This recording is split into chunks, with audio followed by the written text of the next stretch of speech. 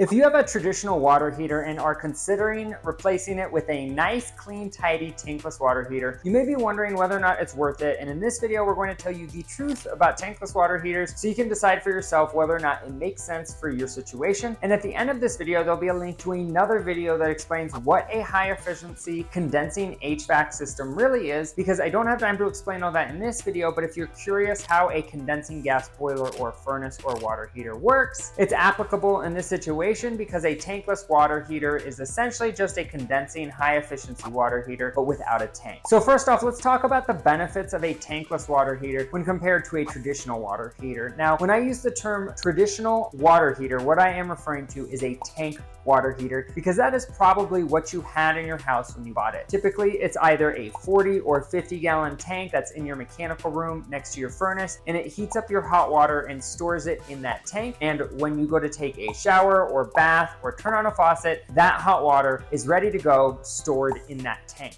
Now, the way that a tankless water heater works is it is on an on-demand basis. And what this means is that there is no tank of hot water just sitting waiting for you to turn on the faucet. Instead, the tankless water heater fires on as soon as it senses flow and a call for hot water. Now, the obvious benefit of this is that you aren't wasting energy keeping a giant tank of water hot, and this accomplishes two benefits. Now, number one is that obviously a tankless hot water heater is going to be more efficient because it's only working on an on-demand basis. And secondly, this means that you never run out of hot water, because anytime the faucet is on, your tankless water heater is firing and producing an instant and endless supply of hot water. Now, there are a few downsides we will touch on, and number one that you might have guessed is cost. A tankless hot water heater is almost always more expensive to both install and service because you want to do a periodic descaling, and when installing one, you need to add separate exhaust venting because this is a condensing appliance, which means you need PVC exhaust venting. Oftentimes, you will also need a bigger gas line because for a tankless water heater, even for a smaller home, because it is producing hot water on an on-demand basis and therefore requires a larger BTU input than a standard 40-gallon natural draft water heater. But aside from the installation cost, it will technically be cheaper to operate because of the fact that you're only producing water that you need when you need it, which means if you go out of town for a month, you are not paying to keep a tank of hot water hot while you're gone. There's also no pilot light, which is pretty old technology, but believe it or not, a lot of tank hot water heaters out there today still have pilot lights. Now, this burns a very small amount of fuel, so don't think that this pilot light is a major efficiency killer, because it is not, but it's just something to consider. And if you're wondering whether or not you should get a tankless hot water heater, I'll start by asking a few questions to give you some food for thought on whether or not it's the right system for your house. Now, the number one question that I always ask is, how long do you plan on staying in your home? If this is your dream home, then by all means invest in equipment that is more efficient and more comfortable, because in the long run, especially if it is more efficient, you will make that money back in terms of energy savings. But if you are not sure if you're going to be in the house in 1 or 2 years, I don't know that I would spend the money on a high-end system, because the break-even period on higher-end efficiency equipment on any type of HVAC appliance, not just a tankless hot water heater, tends to be much longer than 1 or 2 years. Now, there are a lot of variables because this past year we had skyrocketing natural gas prices across the nation, and Coloradans in particular felt this because many of our customers had natural gas bills that doubled or tripled in cost, whereas a few years ago we used to have much more affordable natural gas prices by comparison with the rest of the nation. Now, another consideration is lifestyle. For example, let's say you travel a lot and you are gone 1 or 2 weeks out of the month. In this instance, there might be a savings just because of the fact that you're not running your hot water to keep a tank of hot water full when you're out of town and it's not being used. But this is also a double-edged sword, because although you may be saving money in that respect, you're also not using the water heater as much as someone who lives in the house 24/7 and doesn't take many vacations. Now, there is technically a vacation setting on your natural draft tank water heater where you can just turn down the gas valve every time you go out of town. But do you really want to add that to the list of things that you need to do every time you go out of town? And then when you get back in town, do you want to go down and remember to turn up your temp temperature on your water heater just so you have hot water. We live in a busy world, and in my opinion, I don't have the mental bandwidth to add that to the laundry list of things that I need to do in a given day. But again, lifestyle is something to consider, and if you are out of town on a regular basis, a tankless water heater might be a good solution. Now that we've touched on some of the pros and cons, I'm going to touch again on some of the design and installation considerations, because these can have a drastic impact on the price and the ease of installation depending on your existing infrastructure. Because a tankless water heater produces water on demand, it actually has a higher BTU input requirement. And what this means is that oftentimes you need a bigger gas line in order to meet capacity demands of your water heater. A tank water heater, on the other hand, like the one you are probably used to, doesn't have the same BTU requirements and typically only requires about 60,000 BTUs of natural gas capacity, because you're not providing hot water on an on-demand instant hot water basis. Instead, you are providing hot water via a tank that is kept warm, and therefore the energy requirements are not as great as that of an instant on-demand tankless hot water appliance. And right now you might be thinking,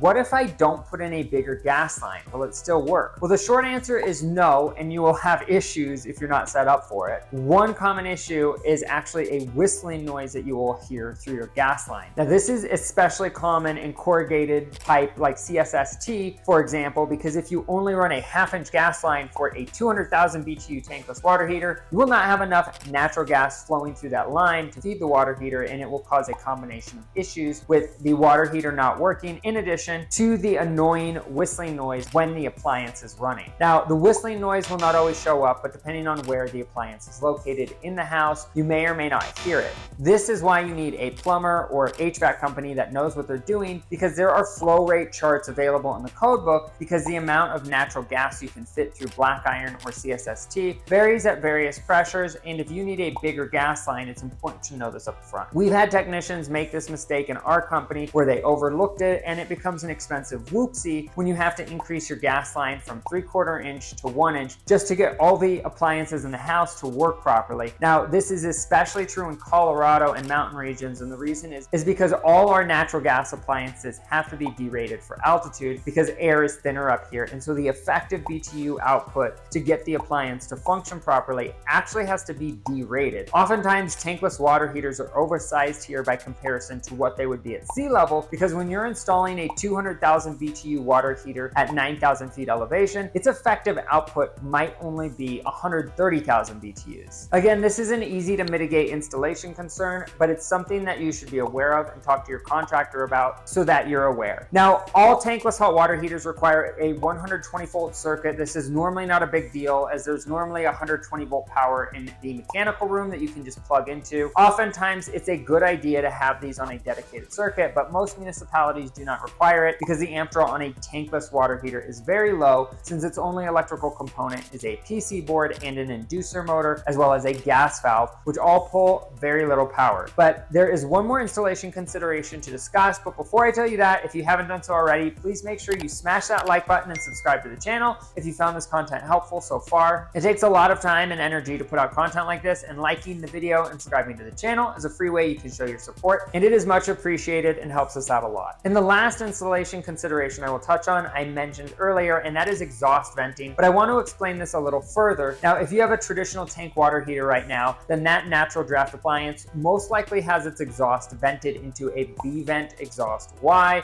that is also connected to your furnace, and this is a metal B-vent exhaust that typically vents to the roof. Now, tankless water heaters, although they do make 80% efficient ones, are typically going to end up with a condensing tankless water heater in order to get maximum efficiency, which means that you're going to need to run separate PVC exhaust venting. Now, this can be vented horizontally out the side of your house. You do need a minimum of 1/4 inch per foot of rise in the pipe, which is not very much. For example, if you have a 40-foot run of exhaust, that means you only need 10 inches of total rise, and this can be accomplished very easily within the confines of a typical joist bay, even in a finished basement. However, that being said, depending on the difficulty of the installation, this can definitely add a certain level of complexity and therefore add to the total cost of installation. So hopefully you found this content helpful, and let us know what you think in the comment section below. Did you find this information helpful in making a decision about whether a tankless is a good decision for you? And do you still have additional questions? We do read all the comments and try to put out content that is relevant to you, so your input is much appreciated. And if you happen to be in one of the areas we service, like Denver Metro or Colorado Springs, you can actually schedule an appointment with us for free.